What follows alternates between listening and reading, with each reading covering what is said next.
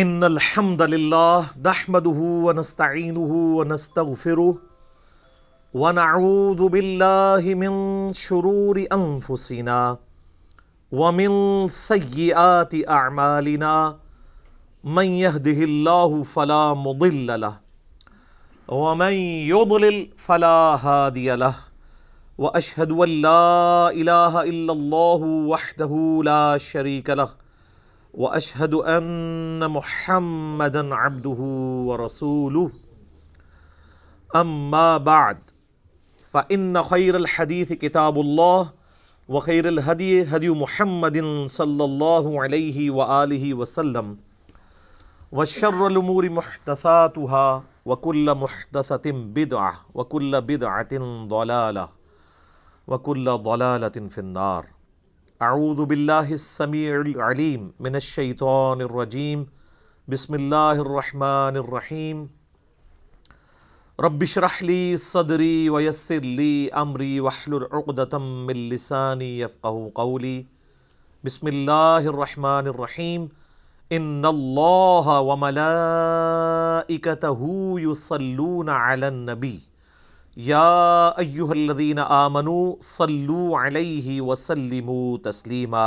اللہم صلی علی محمد وعلی آل محمد کما صلیت علی ابراہیم وعلی آل ابراہیم انک حمید مجید.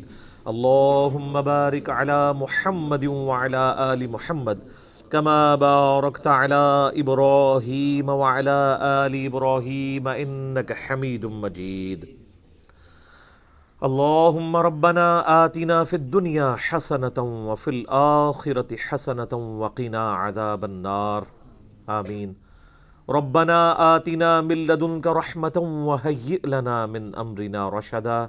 لا الہ الا انت سبحانک انی کنت من الظالمین. حسبنا اللہ ونعم الوکیل.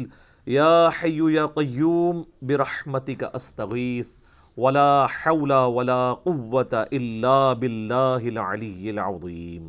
آمین. الحمدللہ آج 5 جنوری 2020 کو سنڈے کے دن قرآن کلاس نمبر 11 میں ہم سورۃ البقرہ کی آیت نمبر 27 سے آنورڈ سٹارٹ لیں گے. الحمدللہ ہماری یہ 2020 کی پہلی کلاس ہے آج. پچھلی دفعہ گفتگو کنکلوڈ ہوئی تھی آیت نمبر 26 کے اوپر، جس میں اللہ تعالیٰ نے قرآن حکیم پر اٹھائے جانے والے ایک اعتراض کو ایڈریس کیا تھا کہ لوگ قرآن پر یہ اعتراض کرتے ہیں، اس زمانے کے لوگ اور آج بھی جن لوگوں کے دماغ میں کیڑا ہے، کہ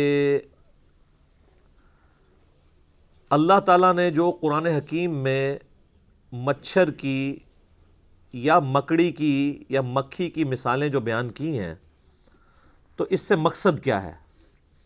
یہاں تو مچھر کا ذکر ہے، اس سے پہلے مکڑی اور مکھی کی مثال آ چکی تھی. مکڑی کے نام پہ تو پوری صورت ہے، سورۃ العنکبوت. کافروں کے ایمان کو مکڑی کے جالے سے تشبیہ دی گئی تھی.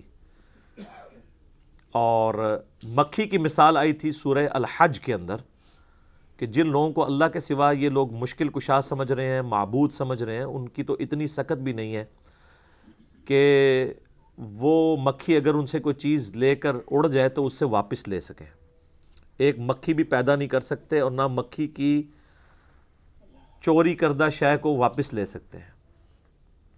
تو کافروں نے اعتراض کیا کہ اللہ تو اتنا بڑا ہے، اللہ تعالیٰ تو اتنا بڑا عالم ہے، تو وہ کیوں مثالیں ایسی بیان کرتا ہے چھوٹی چھوٹی؟ تو اس پہ اللہ تعالیٰ نے فرمایا تھا کہ اللہ تعالیٰ اس بات سے حیا محسوس نہیں کرتا کہ وہ مچھر یا اس سے بھی کسی حقیر چیز کی مثال بیان کرے، کیونکہ اللہ کا مقصد کسی کے اوپر علم کا روب ڈالنا نہیں ہے بلکہ بات کو سمجھانا ہے. اور پھر ساتھ ہی اللہ تعالیٰ نے ٹونٹ کے طور پہ یہ بات کی کہ یہ ہم اس لیے مثالیں بیان کر رہے ہیں کہ تاکہ اہل ایمان جو ہیں وہ تو اس کو قبول کر لیں گے، ان کے ایمان میں اضافہ ہوگا. اللہ تعالیٰ اس طرح کی مثالوں سے بہت سے لوگوں کو ہدایت دیتا ہے اور بہت سے لوگوں کو گمراہ کرتا ہے. اچھا، یہ آیت لوگوں نے پکڑی ہوئی ہے، یضل بہ کثیرا ویہدی بہ کثیرا. اور یہ قرآن نہیں پڑھنا چاہیے، قرآن پڑھ کے کوئی گمراہ بھی ہو سکتا ہے. جس کا یہ عقیدہ ہے کہ قرآن گمراہ کرنے والی کتاب ہے وہ تو کافر ہے، کیونکہ قرآن گمراہی کے لیے تو آئی نہیں ہے، یہ تو ہدی للناس ہے۔ سورہ البقرہ میں ہے ہدی للناس وبینات من الہدی والفرقان، یہ پوری انسانیت کے لیے ہدایت ہے، اور اس میں ہدایت کے روشن دلائل ہیں، اور یہ حق اور باطل میں تمیز کرنے والی کتاب ہے، الفرقان۔ اور یہ الفرقان جو ہے یہ صرف کتاب نہیں ہے، جس شخص پہ یہ نازل ہوئی ہے ان کے بارے میں صحیح بخاری میں حدیث ہے، محمد فرق بین الناس، محمد صلی اللہ علیہ وآلہ وسلم لوگوں میں حق اور باطل کے اعتبار سے فرق ہے۔ تو ہمارے محبوب صلی اللہ علیہ وآلہ وسلم بھی الفرقان ہے، اور ان پہ جو کتاب نازل ہوئی یہ بھی الفرقان ہے، یعنی حق اور باطل میں تمیز کرنے والی کتاب۔ اب ان آیات کے ہوتے ہوئے کوئی یہ کہے کہ قرآن لوگوں کو گمراہ کرتا ہے، تو وہ اپنے دماغ کا علاج کروائے۔ یہ آیت یہ بیان ہو رہی تھی کہ جو لوگ قرآن کا مذاق اڑاتے ہیں، قرآن پہ ایمان نہیں رکھتے، قرآن کی دعوت کو قبول نہیں کرتے، وہ گمراہ ہوتے ہیں، کیونکہ یہ جب مثال بیان ہوگی ایمان والے قبول کر لیں گے، ان کو ہدایت مل جائے گی، اور جب قرآن میں مثال کا کوئی انکار کرے گا وہ گمراہ ہو جائے گا۔ یعنی قرآن نے اسے گمراہ نہیں کیا، بلکہ وہ قرآن کا انکار کر کے گمراہ ہوا۔ دیکھیں کس بڑے لیول کا یہ دھوکہ دیتے ہیں۔ اسی طرح کا ایک دھوکہ انہوں نے دیا ہوا ہے جو سورۃ الجمعہ میں آتا ہے، علماء یہود کی مثال۔ اللہ نے فرمایا یہ گدھوں کی مثال ہے، جیسے گدھے کے اوپر کتابیں لادی گئی ہوں۔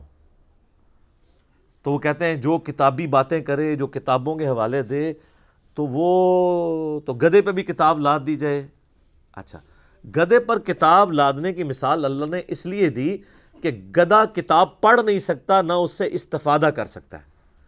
تو وہ علماء یہود جن کے پاس اولڈ ٹیسٹمنٹ موجود تھی، تورات اور زبور موجود تھی، یا کرسچنز جن کے پاس نیو ٹیسٹمنٹ انجیل موجود تھی، ان کتابوں سے وہ نبی صلی اللہ علیہ وآلہ وسلم کے بارے میں جو پروفیسیز تھیں، پیش گوئیاں تھیں، ان کو پڑھ کے آپ علیہ السلام کی دعوت پہ لبیک کہتے، لیکن انہوں نے ان کتابوں سے استفادہ نہیں کیا، گویا کہ وہ ان گدھوں کی مانند ہیں کہ جیسے گدھے کے اوپر کتاب لاد دی جائے نا، تو گدھا کتاب تو پڑھ نہیں سکتا، صرف بوجھ ہی اٹھائے پھرتا ہے۔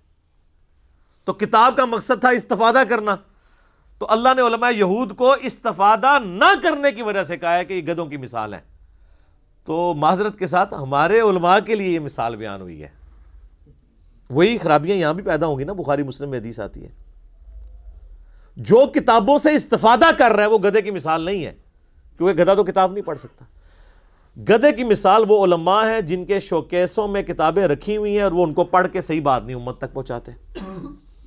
تو کتاب پڑھنے والا، اس پر عمل کرنے والا گدھا نہیں ہوتا، بلکہ کتاب کو رکھ دینے والا، صرف سجانے والا، اور روب کے لیے بڑے بڑی وہ عربی کتابیں پرنٹ کر کے تو یوں کھول کے لوگوں کو جو ہے وہ یہ تاثر دینا کہ ہم بہت بڑے علامے ہیں اور عمل کوئی نہ کرنا، وہ گدھے کی مثال ہے۔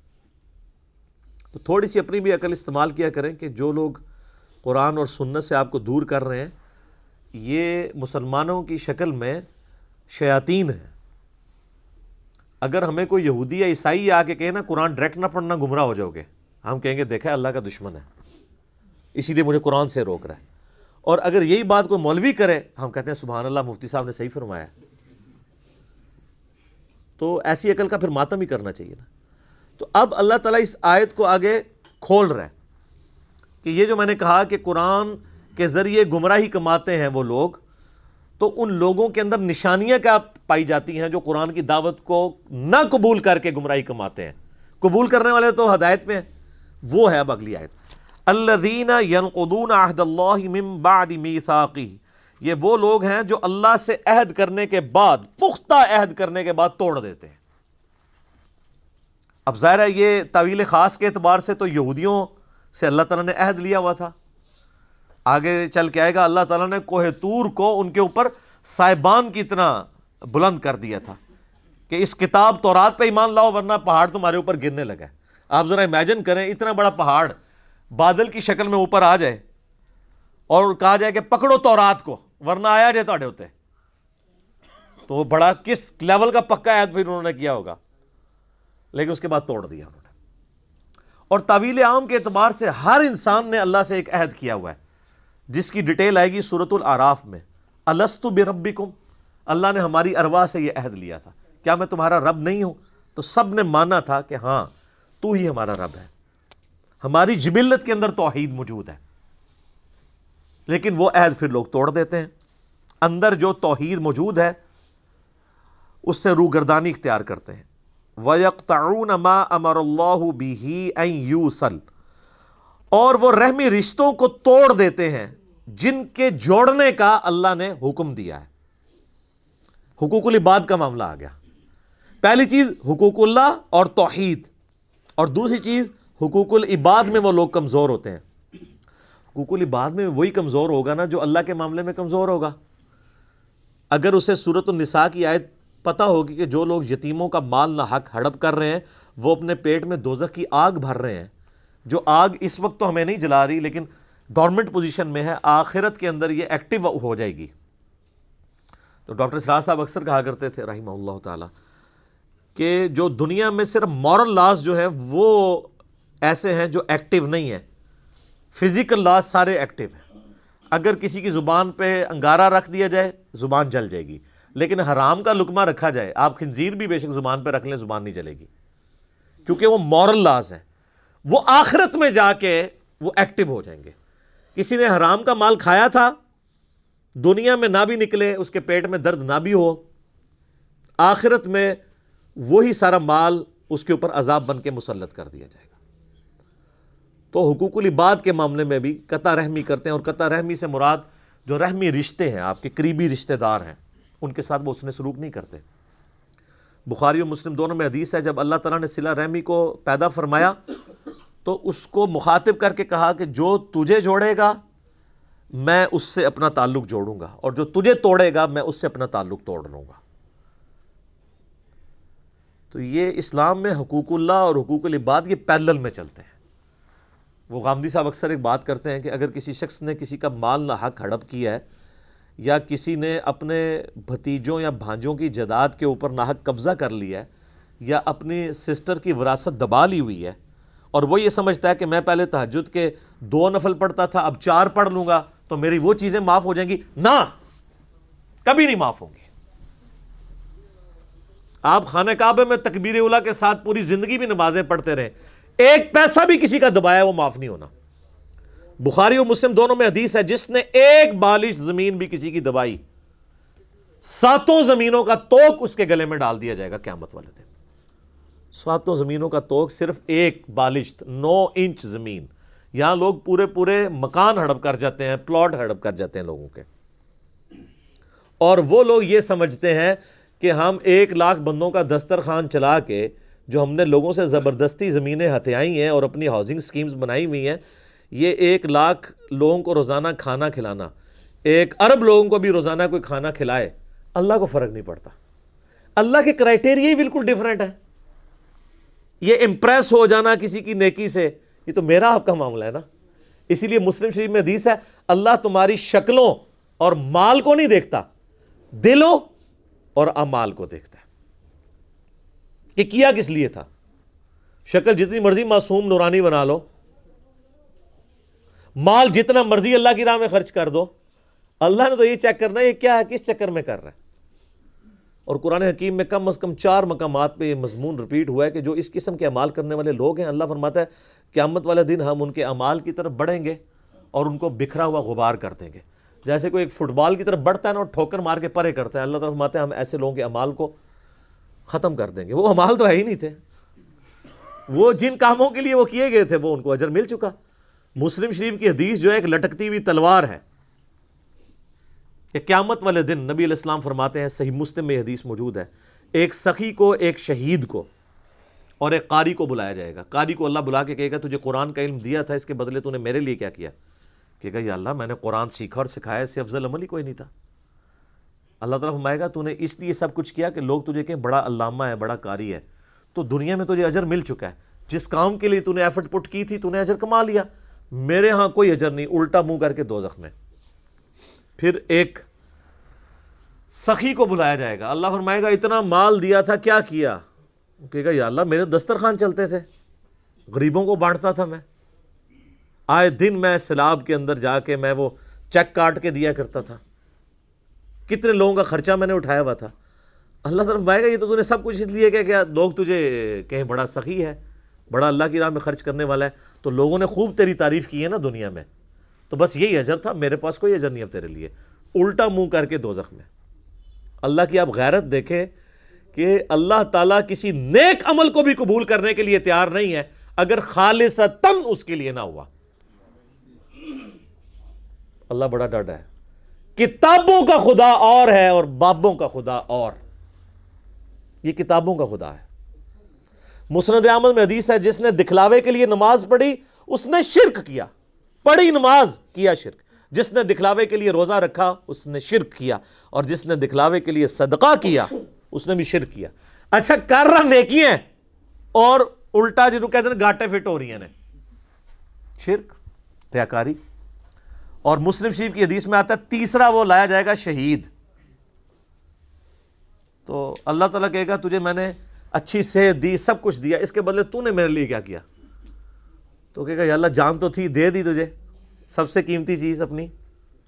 اللہ فرمائے گا تم نے جان اس لیے دی کہ تاکہ لوگ تمہیں بہادر کہیں، تو دنیا میں تمہیں اس تعریف سے نوازا گیا تھا، ہو سکتا ہے مرنے کے بعد میڈلز بھی مل گئے ہوں، میرے پاس کوئی اجر نہیں ہے، الٹا منہ کر کے دوزخ میں۔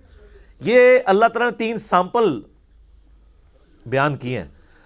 اس انسانیت میں نیک اعمال کے اعتبار سے اس سے بڑا کوئی عمل ہو سکتا ہے کہ کوئی شخص قرآن کا علم سکھاتا ہو، نمبر 2 اللہ نے دولت دی ہو، اللہ کی راہ میں خرچ کرتا ہو، اور نمبر 3 جان بھی اللہ کے لیے دے دے۔ یہ 3 سب سے بڑی نیکیاں ہو سکتی ہیں نا کائنات میں، تو تینوں کا آپ حشر دیکھ لیں تو باقی تو کسی کھاتے کے اندر ہی نہیں آتے۔ کوئی مجھے بتائے ان تینوں سے بڑی کوئی نیکی ہو سکتی ہے؟ بخاری میں حدیث ہے سب سے بہتر وہ جو قرآن سیکھے اور سکھائے۔ بخاری مسلم میں حدیث ہے کہ حسد اسی شخص پہ کیا جا سکتا ہے، رشک، کہ جسے اللہ نے قرآن کا علم دیا ہو، وہ قرآن کی تلاوت بھی کرتا ہو، لوگوں کو سکھاتا بھی ہو، اس سے بڑی کوئی چیز ہو نہیں سکتی۔ اور جان دینا سر، اس سے تو بڑی کوئی چیز ہی نہیں ہے۔ جو اللہ کی راہ میں قتل ہو جائیں، اللہ نے فرمایا ان کو مردہ بھی مت کہو، لیکن یہاں دیکھ لیں۔ اور اللہ کی راہ میں خرچ کرنا، قرآن میں نماز کے بعد سب سے زیادہ زور ہے انفاق فی سبیل اللہ کے اوپر، وہ بھی فارغ۔ تو یہ ساری چیزیں کسی نہ کسی کیٹیگری میں حقوق العباد کے اندر لائی کرتی ہیں۔ تو یہ ایسے لوگ ہیں جو قطع رحمی کرتے ہیں، وَيُفْسِدُونَ فِي الْأَرْضِ، اور زمین میں فساد مچاتے ہیں۔ فساد تو خود ہی ہو جائے گا نا، جب آپ کسی کی حق تلفی کریں گے تو وہ بڑا ہو کے خود کش حملہ آور ہی بنے گا نا، آپ کے اوپر بدلہ ہی لے گا نا آپ سے۔ جب آپ کسی کے ساتھ زیادتی کریں گے تو زمین میں فساد فی الارض تو ہوگا نا۔ یہ یاد رکھیے گا، معاشرہ 2 چیزوں پہ چلتا ہے، احترام جان پہ اور احترام مال پہ۔ جس معاشرے میں جان کی حفاظت نہ ہو اور مال کی حفاظت نہ ہو، وہ معاشرہ سٹیبل نہیں ہو سکتا، چاہے وہ جتنا مرضی بڑا مذہبی معاشرہ ہو۔ اور اگر معاشرہ بالکل لا مذہب ہو لیکن احترام جان اور احترام مال ہو، وہ معاشرہ چلے گا جو آپ دیکھ سکتے ہیں۔ یورپ اور امریکہ، کتنے لوگ سکون میں ہیں، آپ کے کتنے پرہیزگار لوگ بھی وہاں جا کے کہتے ہیں جی ہم نے تو وہاں دیکھا ہے جی ہر چیز طریقے سے چل رہی ہے، ہوتے وہ مسلمان ہیں لیکن وہاں کی تعریف کر رہے ہیں۔ کیوں؟ مذہب نہیں ہے لیکن احترام جان اور احترام مال ہے، عدلیہ آزاد ہے، ہر شخص کو حق ہے کہ وہ اپنا مقدمہ پیش کر سکتے ہیں، کسی کی جرت نہیں ہے کہ وہ اپنے سٹیٹس کی بنیاد کے اوپر کسی کا حق غصب کر لے، کسی کو ایک تھپڑ بھی مار دے۔ سر یورپ اور امریکہ میں پولیس والا اگر کسی کو تھپڑ مار دینا تو پوری زندگی کی تنخواہیں جوڑ کے وہ جرمانہ نہیں ادا کر سکتا۔ یہاں سرعام پٹائی کرتے ہیں، کیونکہ جب تک جوڈیشری میں کیس پروف نہ ہو آپ کسی کو سزا نہیں دے سکتے، اور جب سزا بھی دیں گے تو اتنی دیں گے جتنی جوڈیشری ڈیفائن کرے گی۔ یہ تو نہیں ہے کہ پولیس والے لوگوں کو پکڑ رہے ہیں تو ساتھ مارنا بھی شروع کرتے ہیں، وہاں تو کوئی سوچ بھی نہیں سکتا ہے۔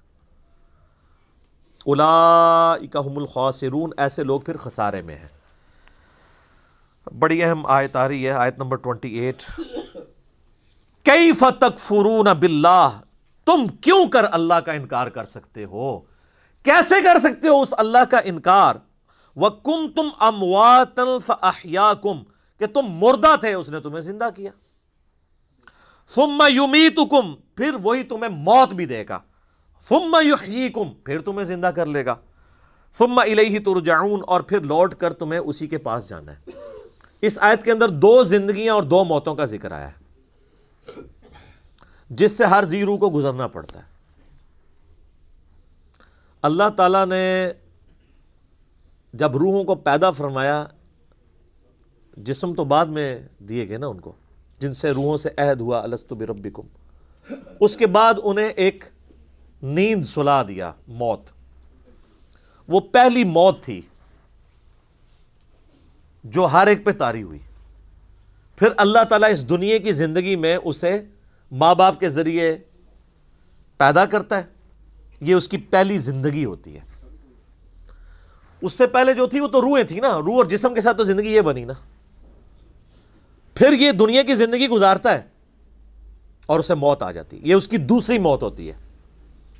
اور پھر قیامت والے دن اسے پھر سے زندہ کیا جائے گا، وہ اس کی دوسری زندگی ہوگی اور وہ ختم نہیں ہوگی، پھر موت نہیں آئے گی۔ اسی لیے سورہ المؤمن پارہ نمبر 24 میں آپ دیکھیں گے کہ کافروں کو جب دوزخ میں ڈالا جائے گا نا، تو وہاں وہ اللہ تعالیٰ سے ایک ریکویسٹ کریں گے، اور وہ کمال کی چیز ہے۔ یہ قرآن حکیم میں 2 ہی مواقع ایسے ہیں جہاں پر 2 زندگیوں اور 2 موتوں کا ذکر ہے۔ ایک تو یہ موقع ہے، اور دوسرا ہے سورۃ المؤمن کی آیت نمبر ہے 11۔ آپ کا یہ جو بلو مصحف ہے اس میں 469 نمبر پیج ہے۔ سورۃ المؤمن، سورت نمبر 40، 40 نمبر سورت، آیت نمبر ہے 11۔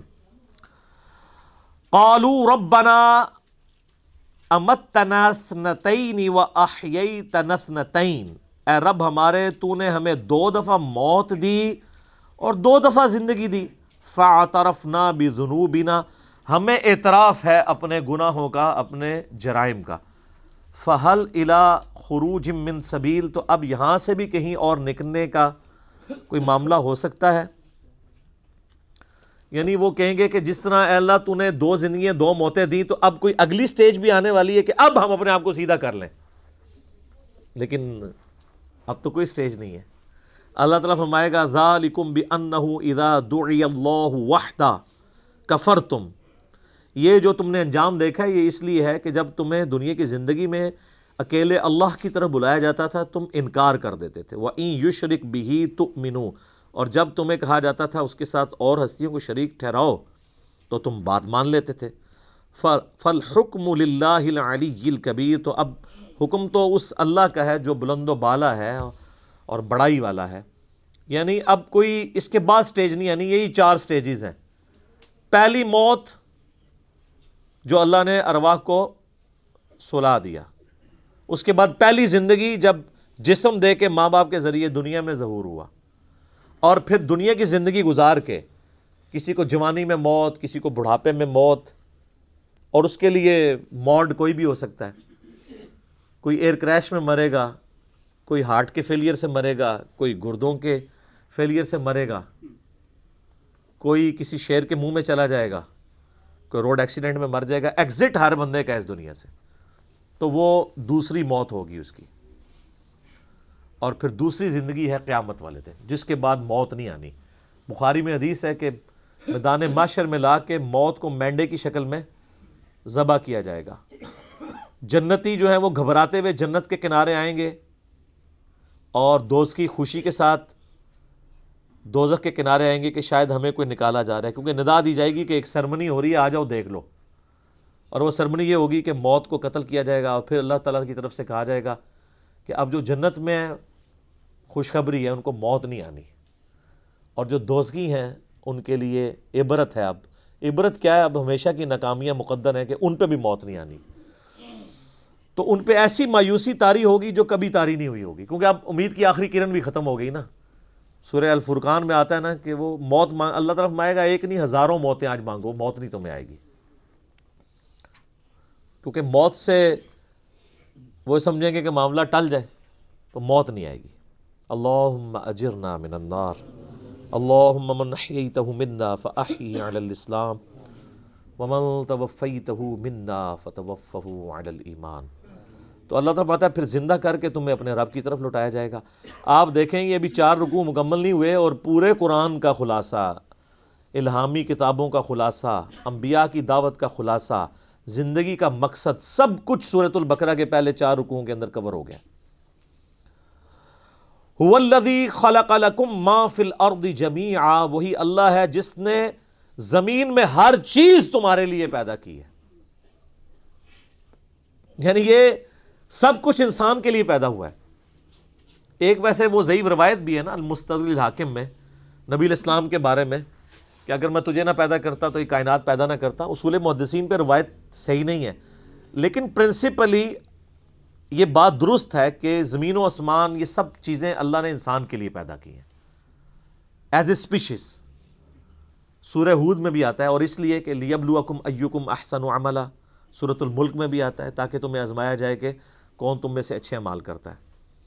تو یہاں پہ بھی اللہ تعالیٰ ہمارا ہے کہ ہم نے جتنا کچھ زمین میں سب کچھ انسان کے لیے پیدا کیا ہے، اور دیکھیں سر ہر چیز انسانیت کی خدمت میں لگی ہوئی ہے۔ آپ کسی چیز کا ذکر کریں، ہم آپ کو سائنٹیفکلی پروف کریں گے کہ وہ انسان کی خدمت میں ہے۔ سورج انسان کی خدمت میں ہے،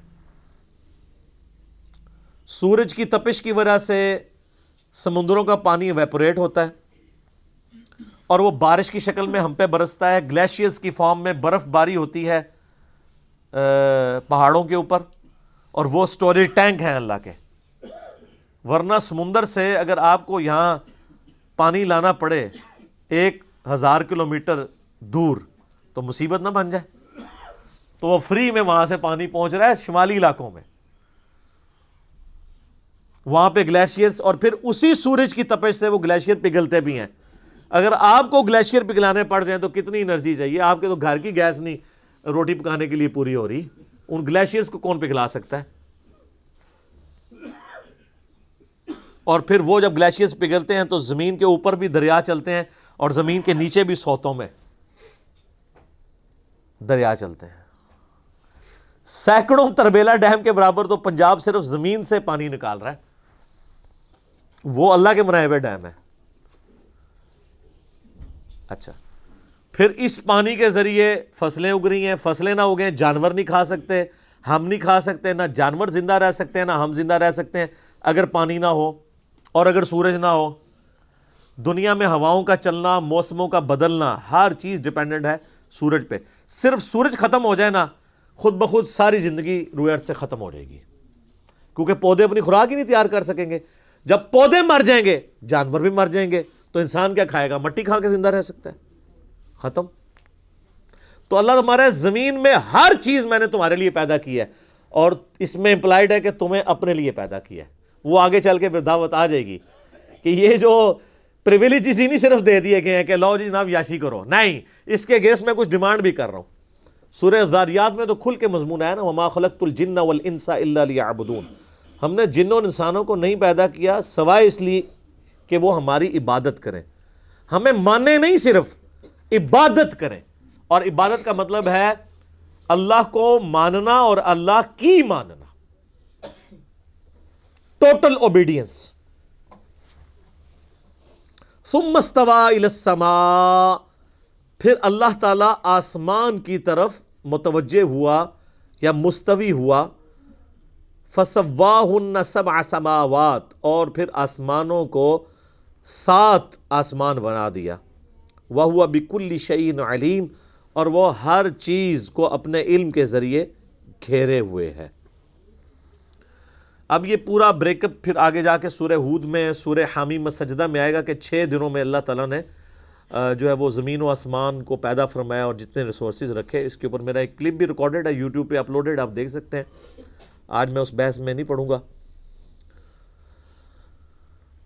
تو یہ جو استوا الی السماء ہے، ہم اس کو اللہ کے سپرد کرتے ہیں کہ جیسا کہ اس کی شان کے لائق ہے، اس کا بلند ہونا، اس کی کیفیت میں ہم نہیں پڑھ سکتے، یہ متشابہات میں سے ہے۔ اب میرے بھائیوں، ہمارے ماں باپ کا ذکر خیر شروع ہوا چاہتا ہے یہاں سے۔ یہ ہے امپورٹنٹ رکوع۔ پہلے 3 رکوعوں میں تو اللہ تعالیٰ نے سب کچھ کور کیا۔ پہلے انسانیت کی جو 3 کیٹیگریز ہیں ان کو ایڈریس کیا، کون کون سی؟ مؤمن، کافر اور منافق۔ اور اس کے بعد قرآن حکیم کو اس اعتبار سے پیش کیا کہ کوئی کتاب ایسی پیش کر سکتے ہو تو پیش کرو، تم عاجز آ جاؤ گے، یہ اللہ کی طرف سے نازل ہوئی ہے۔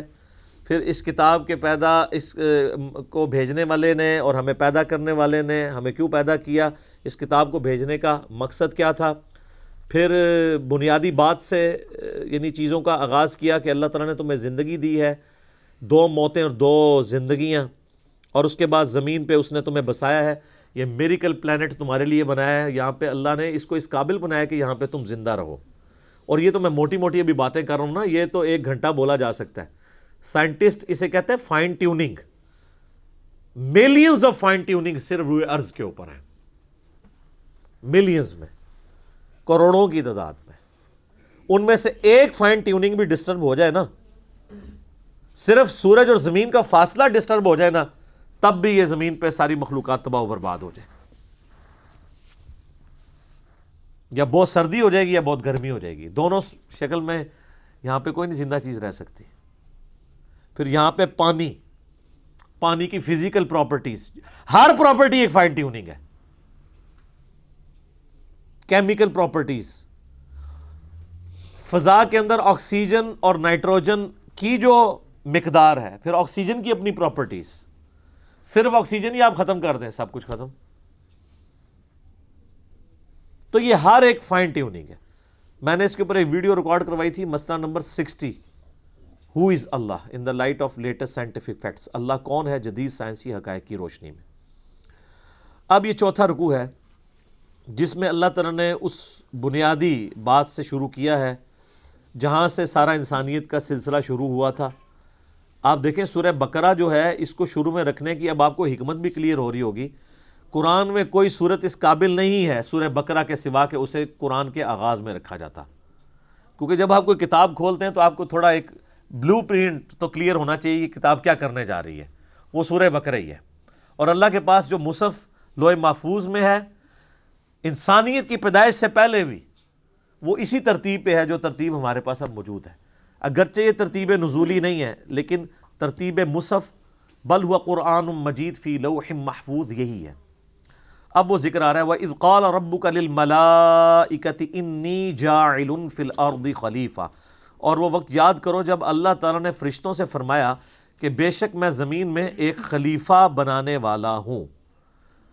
بھائی خلیفہ کی ضرورت تو اس کو پڑتی ہے جسے موت آ جانی ہو، کہ مرنے سے پہلے وہ اپنے لیے کسی کو نامزد کر دیتا ہے، میرے بعد یہ کام چلائے گا، یہ معنی بھی ہوتا ہے خلیفہ کا۔ لیکن خلیفہ کے لیے یہ ضروری نہیں ہے کہ جو اس کو خلیفہ بنا رہا ہے کہ وہ بھی مر چکا ہو۔ اس کو آپ دنیاوی مثال سے سمجھیں کہ جب یہاں پہ انگریزوں کی حکومت تھی نا، تو یہاں پہ وائسرائے ہوتے تھے جو آپ سمجھ لیں ایک پپٹ کنگ، ایک کٹ پتلی ایک جو ہے وہ کنگ کے طور پہ بیہیو کرتے تھے، ان کی اپنی کوئی مرضی نہیں ہوتی تھی، جو کچھ وہاں سے آتا تھا اس کو کرتے تھے۔ ویسے تو آج بھی کٹ پتلی ہیں، تو اس وقت تو بہت زیادہ ہی تھے، وہ ملکہ کی طرف سے کنگ کی طرف سے جو آرڈر آتا تھا اس کو امپلیمنٹ کرتے تھے۔ تو وہ ایک طرح کے یہاں پہ خلیفہ ہوتے تھے کہ اس کا حکم یہاں پہ نافذ کرتے تھے، وہ بھی زندہ ہے اور نافذ کرنے والا بھی زندہ ہے۔ ان معنوں میں آپ بغیر ریزیمبلنس کے صرف اس مثال کو ذہن میں رکھتے ہوئے انسان کس طرح اللہ کا خلیفہ ہے کہ اللہ تعالیٰ نے انسان کو زمین پہ بھیجا ہے تاکہ جو اس کے احکامات ہیں نا ان کو یہاں پہ اسٹیبلش کرے۔ قرآن میں جگہ جگہ یہ بات آئے گی، اللہ چاہتا تو ایک آیت واحد میں سب کو ہدایت دے دیتا، لیکن اس نے یہ طریقہ اڈاپٹ نہیں کیا، انسان خود ہی اس معاملے کو لے کے چلے۔ ان معنوں میں انسان اللہ کا خلیفہ ہے۔ اچھا، اب جب خلیفہ ہے تو پھر ظاہر ہے کہ خلیفے کو ریسورسز بھی دینے چاہیے، اختیارات بھی دینے چاہیے۔ اگر اس کے پاس اختیار نہیں ہوگا، یہ تو اس کے پاس اختیار نہیں ہے کہ جس نے خلیفہ بنایا ہے اس کو پوچھ سکے، البتہ وہ جو کچھ امپلیمنٹ کروانا چاہ رہا ہے نیچے، اس کا اختیار تو وائسرائے کو ہوگا نا ان لمٹس کے اندر۔ تو اللہ تعالیٰ نے دیکھنا ہے انسان کو کیا اختیار دیا ہے، حق اور باطل کی تمیز دی ہے، اپنی مرضی سے معاملات کو چلتا ہے۔ چند ایک چیزیں اللہ نے اپنے پاس رکھی ہیں کہ اس کی کتنی زندگی ہونی ہے، اس نے کہاں پیدا ہونا ہے، اس کے ماں باپ کون ہونے ہیں، جو چیزیں اس کی تقدیر کے ساتھ جڑی ہوئی ہیں ان کے بارے میں اس نے سوال بھی نہیں کرنا۔ لیکن جو چیزیں اس نے آپ کے اختیار کے اوپر چھوڑ دی ہیں ایک ایک چیز کے بارے میں، وہ تو ہے وَمَن يَعْمَلْ مِثْقَالَ ذَرَّةٍ خَيْرًا يَرَهُ فَمَن يَعْمَلْ مِثْقَالَ ذَرَّةٍ خَيْرًا يَرَهُ وَمَن يَعْمَلْ مِثْقَالَ ذَرَّةٍ شَرًّا يَرَهُ۔ ذرے کے برابر بھی نیکی ہے وہ بھی پکڑی جائے گی کہ ہاں یہ ہے جی تولو اس کو، یہ بھی اس نے کی ہوئی ہے، اور ذرے کے برابر گناہ ہے وہ بھی نہیں چھپ سکے گا۔ اکثر لوگ پوچھتے ہیں نہیں وہ اللہ تعالیٰ چاہتا تو ہم نیک ہو جاتے، وہ تقدیر کے اوپر چیزوں کو ڈالتے ہیں۔ تقدیر پہ صرف وہ چیزیں آپ ڈالیں گے جو اللہ تعالیٰ نے آپ سے نہیں پوچھنی۔ مثلا کسی شخص سے اللہ نے پوچھنا ہے کہ تو افریقہ میں کیوں پیدا ہوا ہے اور تو یورپ میں کیوں پیدا ہوا ہے، تیرا قد اتنا کیوں تھا، نہیں پوچھنا۔ محکمات پوچھی جائیں گی جن چیزوں کا اللہ نے حکم دیا ہے، تو یہ امپلائڈ ہے کہ جس کا حکم دیا اس کا اختیار بھی دیا ہے۔ ویسے کوئی انسان اپنے آپ کو دھوکہ دے علیحدہ بات ہے، وہ کہتے ہیں نہیں شیطان نہیں نماز پڑھنے دیتا، تو میں اس کی مثال دیتا ہوں۔ آج اگر گورنمنٹ اناؤنسمنٹ کرے کہ جو فجر کی نماز تکبیر اللہ سے پڑھے گا تو 1,00,000 روپے کا چیک لے لے فی نماز، تو سارے دنیا کے شیاطین مل کے ایک بندے کی بھی فجر نہیں چھڑا سکتے۔ آپ جس کے بارے میں گمان کر سکتے ہیں کہ اٹھ ہی نہیں سکتا، وہ یہ جی شروع تو انجی ہے یہ آنکھ ہی نہیں کھل دی، تکو جناب کس نے آنکھ کھل دی ہوتی، تو یہ اپنے آپ کو دھوکہ دے رہے ہیں۔ شیطان کبھی بھی ٹینجیبل آ کے فزیکلی سامنے آ کے نہیں آپ کو ورگلائے گا، زبردستی نہیں پکڑنے کی کوشش کرے گا۔ تو اللہ تعالیٰ نے زمین پہ انسان کو خلیفہ بنانے کا ارادہ کیا تو فرشتوں سے فرمایا، تو فرشتوں کی ظاہر ہے کہ اب فرشتوں سے جب بات کر رہے ہیں تو ظاہر ہے انہوں نے بھی آگے اپنی یعنی ایک ان پٹ دی، قالوا اتجعل فیہا من یفسد فیہا، ان کا کہ اے اللہ تو ایسے کو زمین پہ خلیفہ بنانے لگا ہے جو اس میں فساد کرے گا، وَيَسْفِكُ الدِّمَاء، اور اس میں خون ریزی کرے گا۔ اچھا اب اس کے اوپر بڑی بحثیں ہوتی ہیں کہ یہ فرشتوں کو کیسے پتہ چل گیا۔ بعض لوگ تو فرشتوں کا علم غیب اس سے ثابت کر رہے ہیں، حالانکہ علم غیب کا تو کچا چٹا آگے کھل جائے گا۔ جب حضرت آدم کو اللہ نے چیزوں کے نام بتا دیے تو وہ ان کو کوئی نہیں آئے فرشتوں کو۔ یہ فرشتوں کی اسیسمنٹ تھی، اس لیے کہ فرشتوں کا یہ ماننا تھا کہ وہ اللہ ہی ہے، کہ جس کے پاس اختیار ہو تو وہ اپنے اختیار کو مس یوز نہیں کرے گا۔ مخلوق چونکہ ناقص ہے، اگر مخلوق کو بھی وہ اختیار دیا گیا تو وہ اس کو پرفیکشن کے ساتھ یوز نہیں کریں گے، وہ شر کا ہی غلبہ ہوگا، خیر کا نہیں ہوگا۔ فرشتے تو خود چونکہ سراپا خیر ہیں، ان میں شر ہے ہی نہیں ہے۔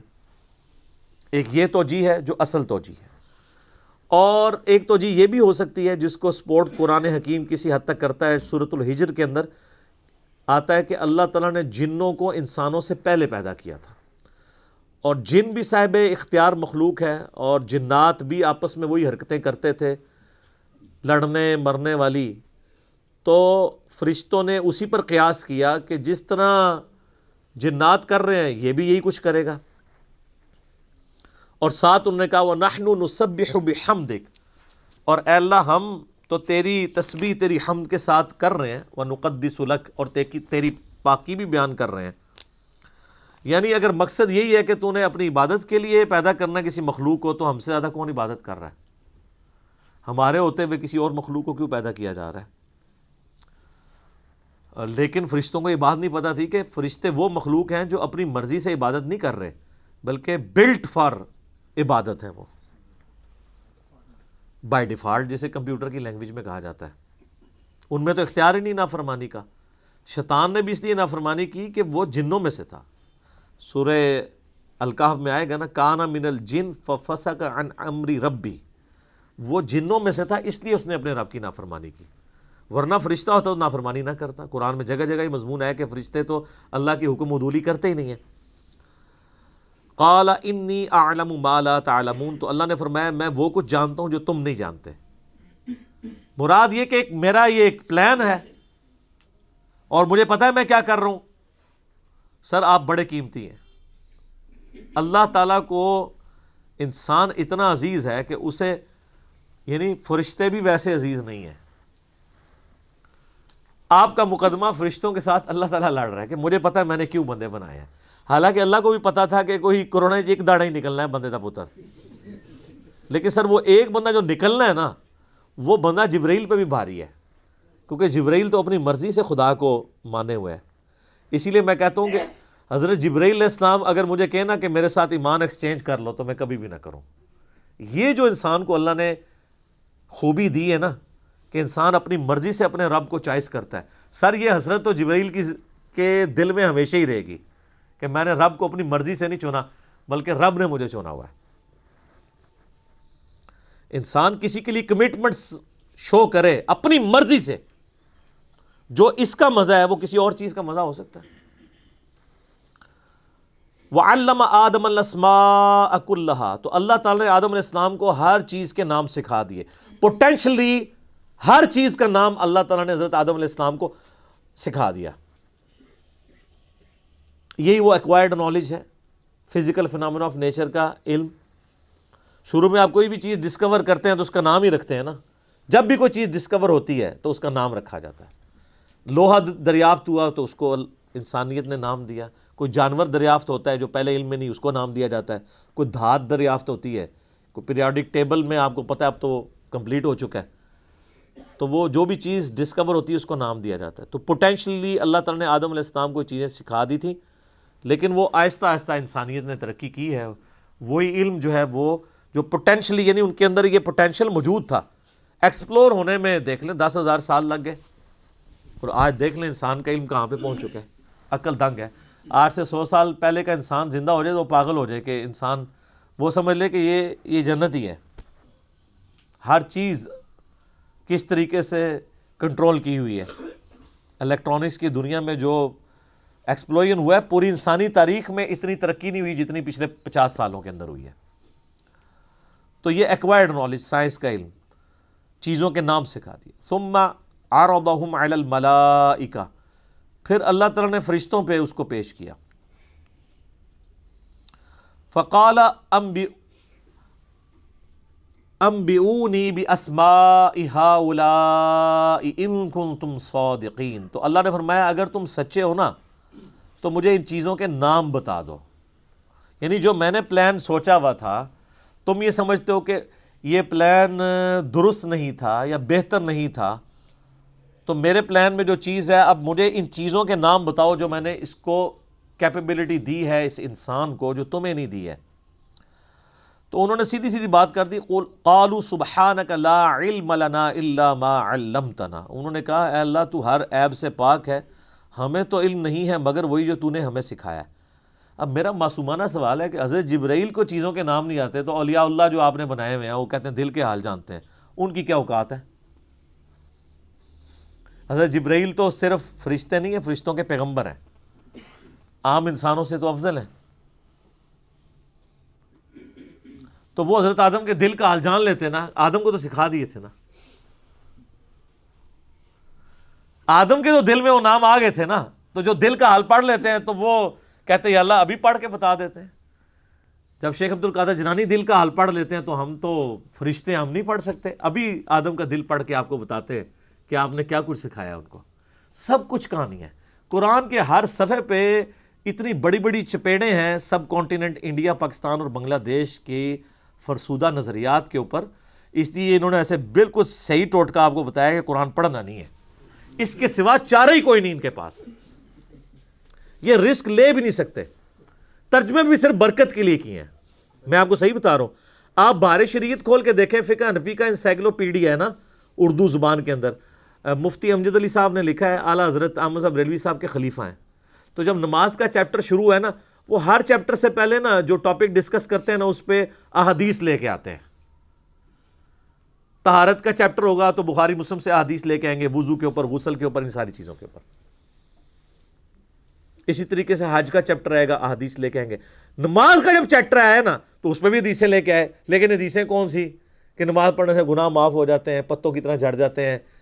اب آگے نماز کا طریقہ بھی تو لکھنا چاہیے تھا نا ان کو. تو وہ حدیثیں چھوڑ دی، باقی جتنی بخاری مسلم میں حدیثیں تھیں ساری ایک جگہ جمع کر دیں، لیکن ضمیر تو ملامت کرتا ہے نا. تو اینڈ پہ جا کے لکھا کہ یہ احادیث ہم صرف برکت کے لیے لکھ رہے ہیں، رہا ان احادیث کی روشنی میں نماز کا طریقہ اخذ کرنا تو وہ ہمارا کام ہی نہیں. ہمارے بزرگوں نے بہت عرصہ پہلے یہ کام کر دیا، ہمیں اسے دوبارہ کرنے کی ضرورت نہیں ہے. وہ بزرگ جو بہت عرصہ پہلے کام کر کے گئے نا، وہ کام کر کے نہیں گئے، کام پا کے گئے نا.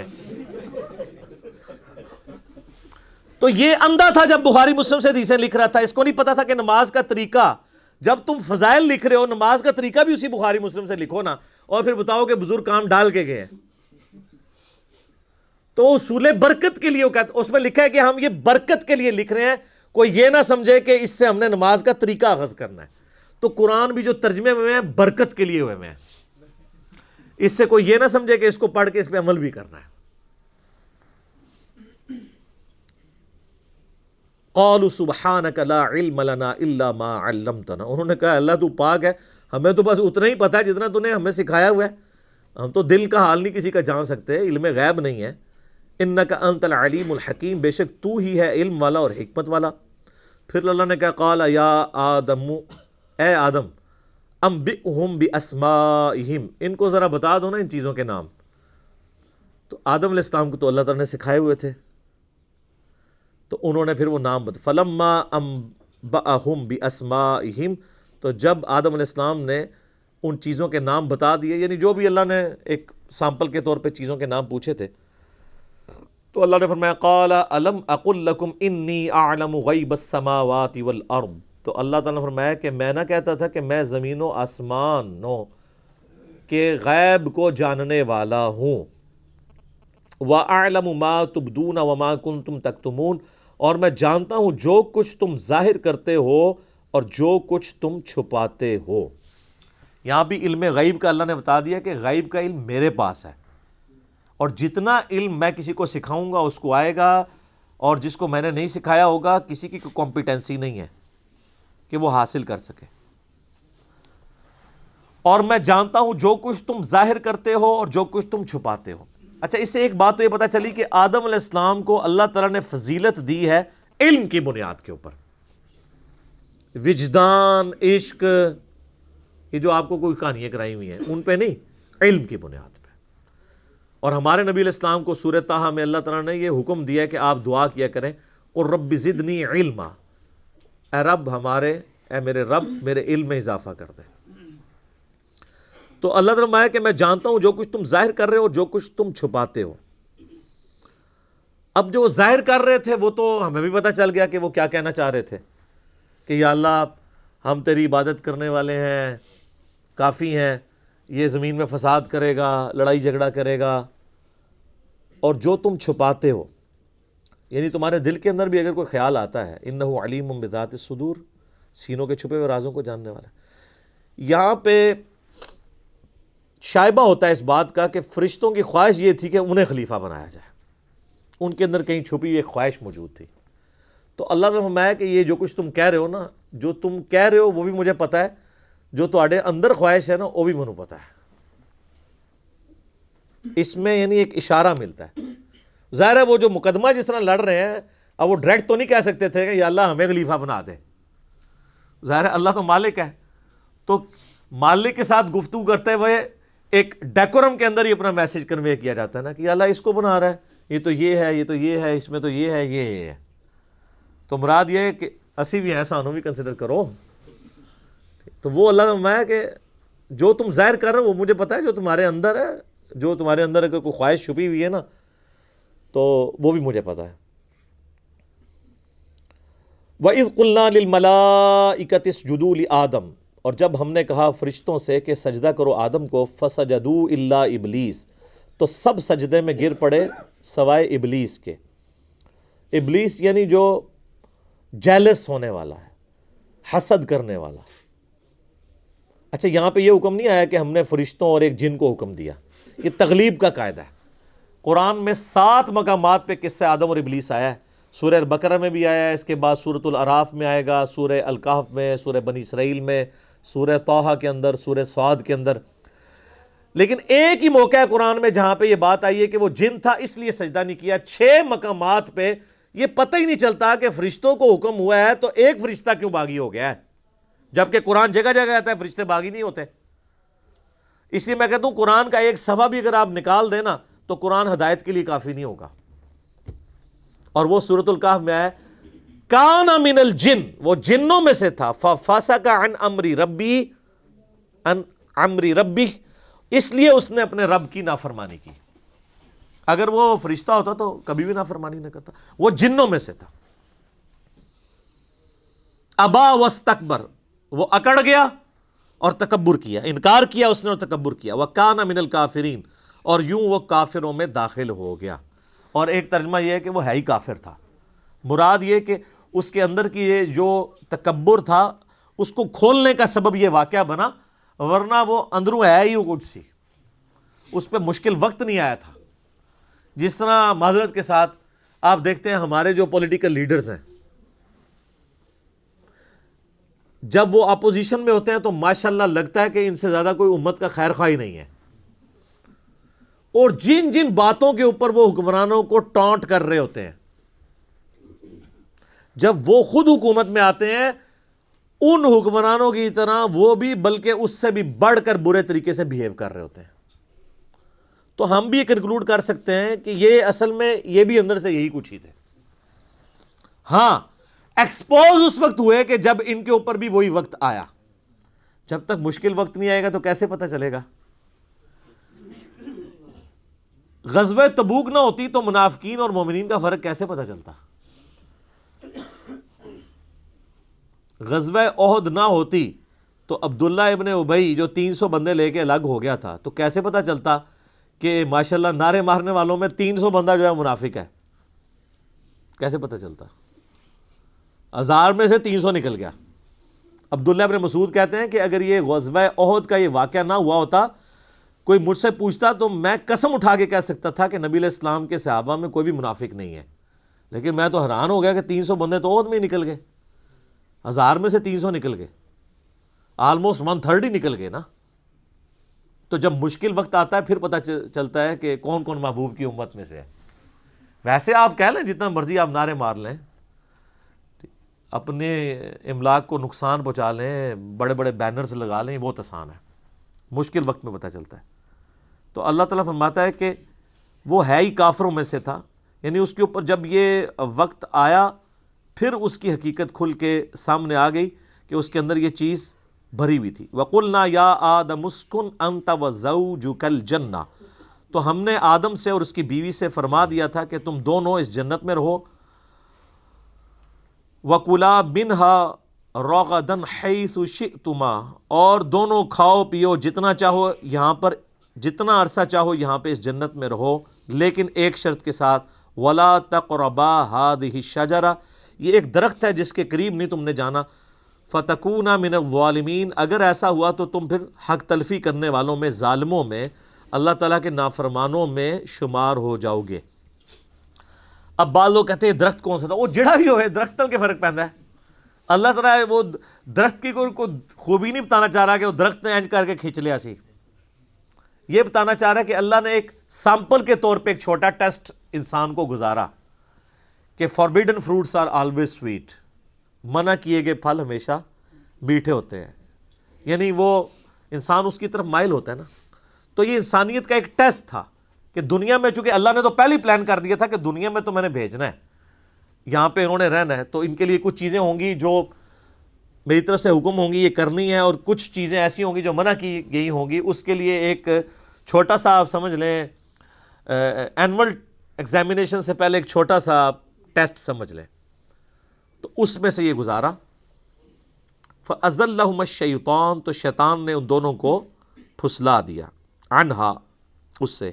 فَأَخْرَجَهُمَا مِمَّا كَانَ فِيهِ، تو نکلوا دیا ان دونوں کو اس میں سے جس میں وہ تھے. اچھا اللہ تعالیٰ یہ جو سیغے استعمال کر رہا ہے تثنیہ کے کر رہا ہے، لہذا یہ کرسچینٹی میں آیا نا، وہ کہتے ہیں ایکسیز آف ایول جو ہے وہ عورت ہے. ایو، اما ہوا کو انگلش میں کیا کہتے ہیں؟ ایو. تو یہ ایول یعنی برائی، یہ انہوں نے عورت سے، یہ جو آج کہہ رہے ہیں ہم عورت کے بڑے حقوق کی جنگ لڑ رہے ہیں، انہوں نے تو اپنی ماں کے نام سے ایول کو ڈیڈکٹ کیا ہوا ہے، ایول. جبکہ قرآن کیا کہہ رہا ہے کہ ان دونوں کو ہم نے کہا، ان دونوں نے نافرمانی کی، ان دونوں کو شیطان نے بہکایا. یہ کسی ایک انڈیویجول کے اوپر نہیں اللہ تعالیٰ نے ڈالا، کیونکہ ہر ایک کی اپنی مرضی تھی. سیدنا آدم کی بھی اپنی مرضی تھی اور اما ہوا کی بھی. اچھا آپ کو تورات کے اندر ملے گا کہ وہ مور کی شکل میں، مطلب اس کے پاؤں کے ساتھ لگ کے داخل ہوا، یہ ساری کی ساری فضول چیزیں ہیں. کہ ان کے پیچھے پڑھا جائے. ایک انٹرسٹ کے طور پہ ہو سکتا ہے, لیکن اس چکر میں پڑھنا کہ وہ کیسے گیا تھا جی جناب, کہ تسی راہ ڈک لینا ہوتا کیسے گیا تھا, اور جس طرح مرضی گیا ہوئے کوئی فرق نہیں پیندا. یہ یعنی خام خواہ کی بحثیں ہوتی ہیں. مسلم شریف میں حدیث ہے نا کہ نبی علیہ السلام نے فرمایا میں اور قیامت اس طرح ساتھ بھیجے گئے ہیں جیسے یہ 2 انگلیاں. ہمیں ایک بندے نے جناب یہاں پہ اکیڈمی میں رابطہ کر کے کہہ رہا ہے جی کیڑیاں 2 انگلیاں جوڑیاں سن حضور نے. وہ بھائی جیڑیاں بھی 2 جوڑیاں نے, بتانا آپ علیہ السلام یہ چاہ رہے تھے, یہ والے ویسے یہی 2 جوڑی تھی شہادت کی اور درمیان والی, کہ میرے بعد اب قیامت ہی آئے گی, کوئی پیغمبر نہیں آئے گا. یعنی نبی علیہ السلام خود بھی قیامت کی خبر ہے. یہ مقصد نہیں تھا کہ آپ یہ بتائیں کہ وہ انگلیاں کون سی 2 تھی. تو یہی ہوتا ہے کہ ہم انگلیوں کے چکر میں پڑ جاتے ہیں, جو میسج ہے وہ پس پش ڈال دیا جاتا ہے. یہاں پہ بھی اللہ تعالیٰ نے فرمایا کہ شیطان نے ان دونوں کو ورگلایا. ابھی یہ آیت باقی ہے, انشاءاللہ اگلی دفعہ اس آیت کو ہم ایلبوریٹ کریں گے کہ کس طریقے سے یہ سارے معاملات ہوئے, اور کراس ریفرنس کے طور پہ جو باقی آیات جہاں سے ضرورت پڑی تو میں انشاءاللہ اس کو بیان کروں گا. اللہ تعالیٰ سے دعا ہے جو حق بات میں نے کہی اللہ تعالیٰ ہمارے دلوں میں راسخ فرمائے. اگر جذبات میں میرے منہ سے کوئی غلط بات نکل گئی تو اللہ تعالیٰ ہمارے دلوں سے اسے محو کر دے, ہمیں معاف بھی فرما دے, ہمیں کتاب و سنت کی تعلیمات پر عمل کر کے دوسرے بھائیوں تک پہنچانے کی توفیق عطا فرمائے. اللہم صلی علی محمد وعلی آل محمد کما صلیت علی ابراہیم وعلی آل ابراہیم انک حمید مجید. اللہم بارک علی محمد وعلی آل محمد کما بارکت علی ابراہیم وعلی آل ابراہیم انک حمید مجید. سبحانک اللہم وبحمدک اشہد ان لا الہ الا انت استغفرک واتوب الیک وما علینا الا البلاغ المبین. جزاکم اللہ خیرا.